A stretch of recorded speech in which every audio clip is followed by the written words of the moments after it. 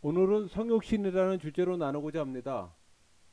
그 성육 사건은 하나님이 사람으로 나타나신 것, 그러니까 무한하신 존재이신 하나님이 유한한 존재인 사람이 된 사건을 가리킵니다. 그러니까 예수님은 하나님과 함께 하늘에 계시다가 인류 구원을 위해서 사람이 되셔서 세상에 내려오신 겁니다. 그러니까 그리스도의 성육신과 낮아지심은 인류 구원을 가능케 하는 가장 효과적인 방법이요 유일한 길이기 때문입니다. 왜냐하면은 죄인들이 하나님께로 올라갈 길이 막혔잖아요. 그러니 성자가 내려올 수밖에 없는 거예요. 하나님의 아들이 세상에 내려오실 때 홀로 영으로 오신 거 아닙니다. 성령과 함께 하나가 되어서 성령 안에서 성령의 그 초자연적 능력으로 마리아의 태중에 사람으로 임하신 겁니다. 이때는 저기 성부께서도 성령 안에서 함께 해산의 수고를 하셨습니다. 그래서 예수님의 인카네이션 성육신 사건은 삼일체 공동 사역이에요. 그러한 의미에서 그리스도의 성태 성령 수태나 뭐 처녀 탄생 사건은 삼일체 하나님의 사건이에요. 그러니까 그리스도의 그 사람 되심이 인류 구원의 구체적인 방법은 몇 가지 과정이 있습니다. 성령 수태, 처녀 탄생. 물론 오셔서 고난과 십자가의 죽음과 같은 구체적인 삶을 통해서 구속의 대업을 뭐 성취하시긴 하셨습니다. 오늘은 이런 그 삶의 과정을 통한 그 예수님을 통한 구원 사역의 의미를 한번 알아보고자 합니다.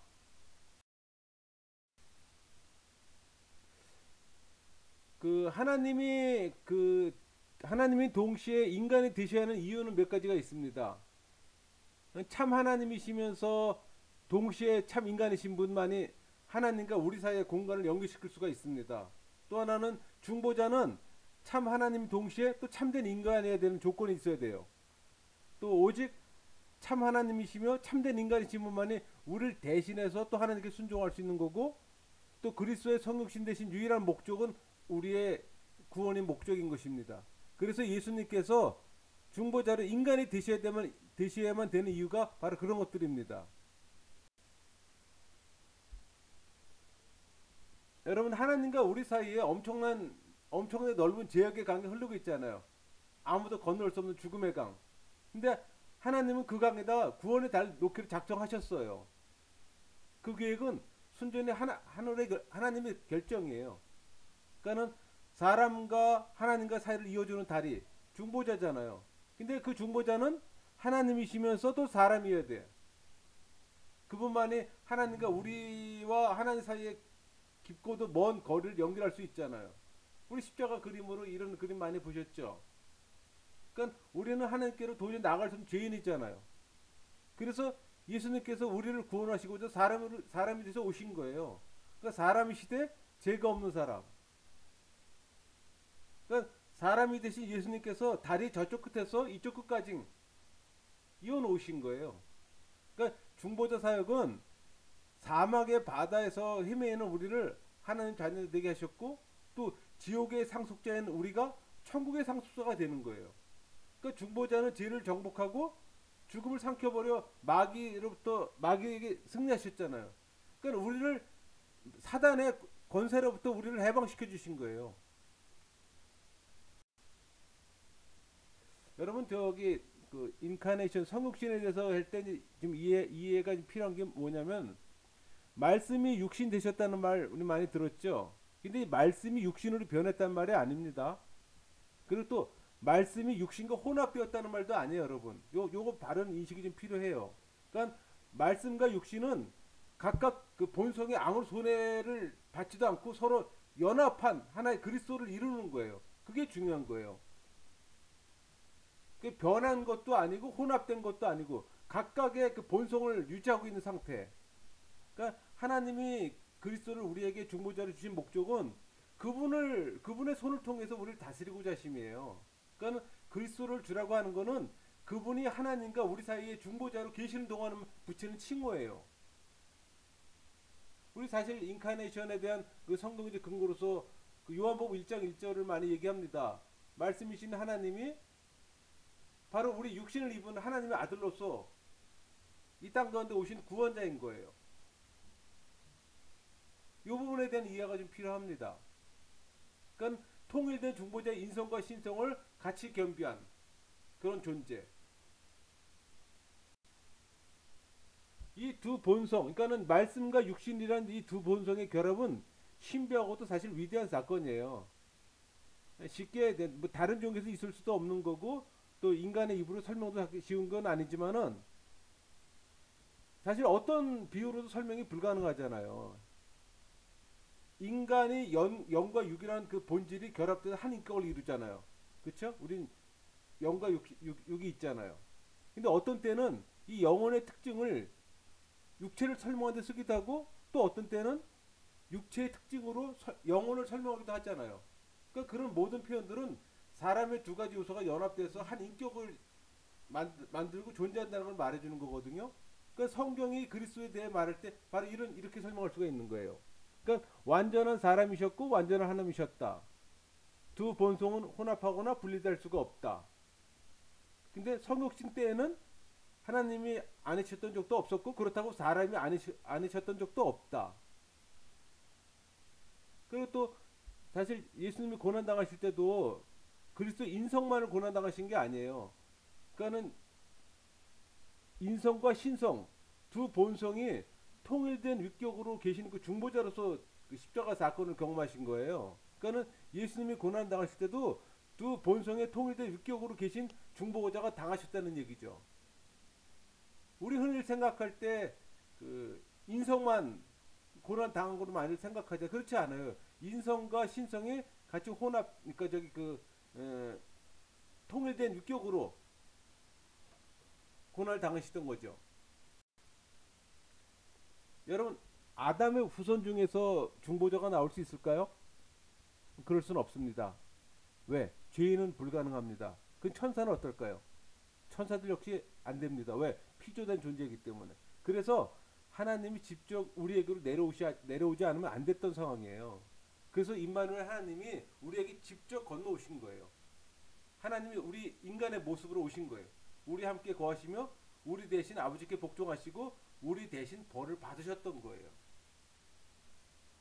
우리는 우리 죄 때문에 죽음과 지옥에 떨어지고 무산 오종과 부패로 더럽게 저주받은 상태잖아요. 근데 어떻게 됐어요? 하나님이 우리의 모습으로 오시는 바람에 우리와 함께 자라시고 거하시며 우리 대신 하나님께 복종하시고 우리 대신 벌을 받으셨잖아요. 그러니까 중보자의 직책을 다하기 위해서 예수님은 사람이 되셔 했어요.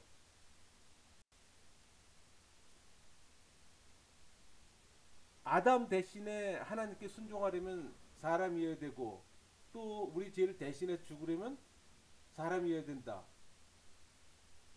한편 또 뭐 죄와 죽음을 이기려면 하나님이어야 되고 그리스도는 부활로 죽음을 이기셨다. 쉽게 이해가 안 되는 부분이죠.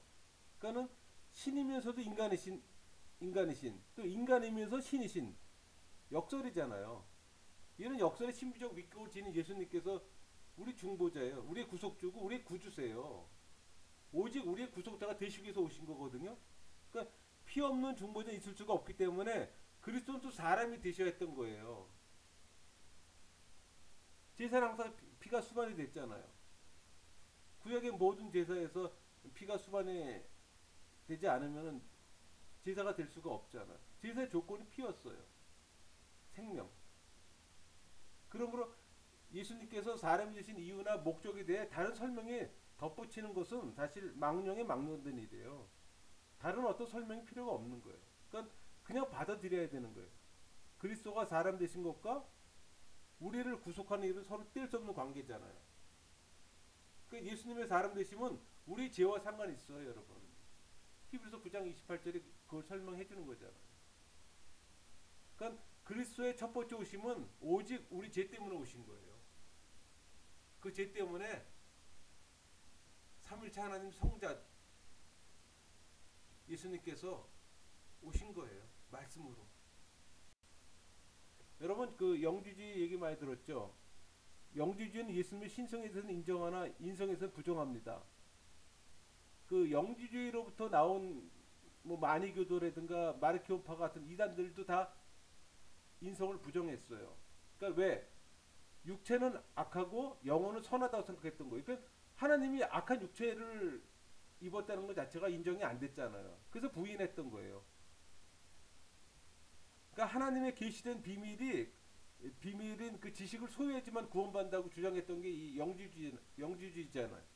그러니까 그리스도가 인간의 육체를 빌렸다고 주장하는 게 가연설이에요, 여러분. 인간의 육체를 잠시 빌렸다고 생각하는 거예요. 그러니까 그들에게는 동정녀 마리아를 통한 그리스도의 혈통이 불합리하다고 이야기합니다. 그러니까 영주주의자들 이혼론자예요, 이혼론자. 그러니까 이들은 구약의 하나님을 참 하나님으로 인정하지 않아요. 오죽하면은 구약의 하나님은 참 하나님으로부터 파생된 서열 30번째 해당하는 신이라고 주장했던 사람들이에요.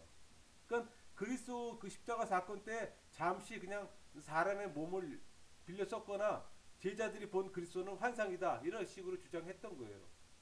그러니까 그들의 주장은 결론적으로 그리스도의 죽으심과 부활을 가짜라고 얘기했던 거예요. 그러니까 우리 기독교 중에서는 이단을 볼 수밖에 없는 거죠. 근데 그런 영향들이 지금도 있어요. 지금도 자유주의학자들이 그렇잖아요. 그러니까 우리가 성경에 대한 바른 인식이 없게 되면은 또 교리에 대한 정립이 안 돼 있으면은 그런 것들을 논리적으로 여러분들 설명하게 되면은 아무 생각 없이 수용할 수가 있다는 얘기예요.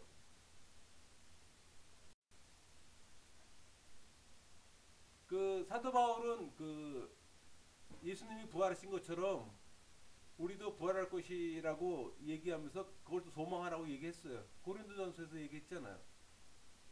만약 그리스도 몸이 우리 몸과 전혀 다른 거라면은 그 소망은 물거품이 되는 거예요. 그러니까 그리스도의 몸이 환상에 불과하다고 주장한 자들 그건 우리는 받아들일 수가 없는 거죠. 또 성경이 수없이 그리스도가 친히 우리와 똑같은 연약한 몸을 입었다는 걸 계속 증거했잖아요. 그러니까 예수님 하나님이 인간의 몸으로 오셨기에 예수님의 죽음 부활이 우리 거로 받아들일 수가 있는 거예요. 만약에 그 예수님께서 신성만 갖고 계셨다면은 우리랑 아무 상관이 없는 거예요, 여러분. 그러니까 이 인카네이션 성육시 사건은 우리가 믿는 부활 그걸 또 온전히 설명할 수 있는 부분이에요, 그 부분이. 신이 신으로 와서 부활했던 거 인정이 됩니까? 인정이 된다 해도 우리하고 아무 의미가 없잖아요. 우리는 중요한 건 인간이 부활된 모습을 봐야지 우리는 믿음이 갔잖아요. 근데 예수님께서 하나님이 인간의 몸을 입으시고 부활하셨잖아요. 그러니까 우리의 부활도 보증이 되는 거죠.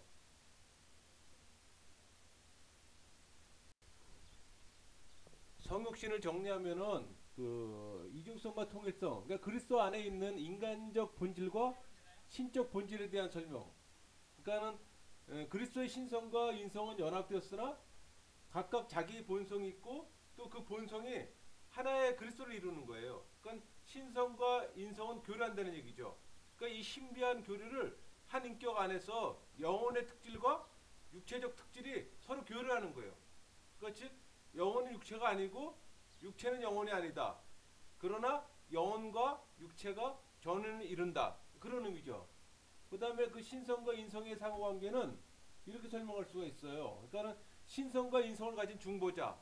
그러니까 요한복음에서 예수의 신성과 인성을 동시에 말하는 표현들이 많잖아요. 그러니까 예수님은 죄를 사하시고 또 죽은 자를 살리시고 또 산자와 죽은 자의 심판자로 또 임명되셨잖아요. 그게 신성의 표현이에요. 그러니까 예수님은 세상의 빛이요 선한 목자요 참 포도나무.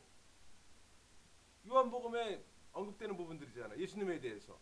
그러니까 그건 그리스도는 사람인 동시에 하나님이셨기에 또 그런 권세를 가졌던 거예요. 그러니까 그리스도가 우리의 중보자 되심에 대해서 말할 때 그것이 그의 신성만을 이야기하거나 인성만을 이야기해서는 절대 안 되는 거죠. 또 중보자의 위격의 동일성. 그러니까 이거는 그 예수님의 중보자 되심은 신성과 인성이 결합된 통일성을 두고 말하는 거거든요. 그러니까 그분이 자기를 비워 종의 형체를 가졌고 또 섬김과 순종의 생활을 하셨고 또 순종의 생활을 마친 후에 다시 또 영광과 존귀관을 쓰셨잖아요. 그러니까 최고의 주권자로 높아지셔서 모든 무릎을 그분 앞에 꿇게 하셨어요.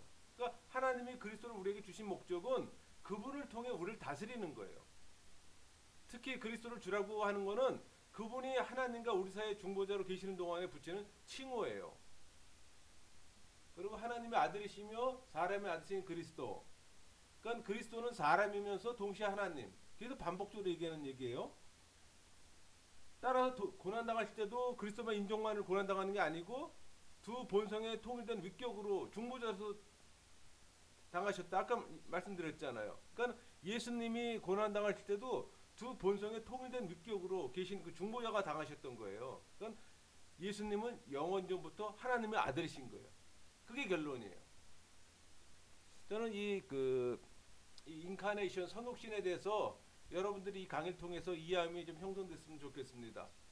감사합니다.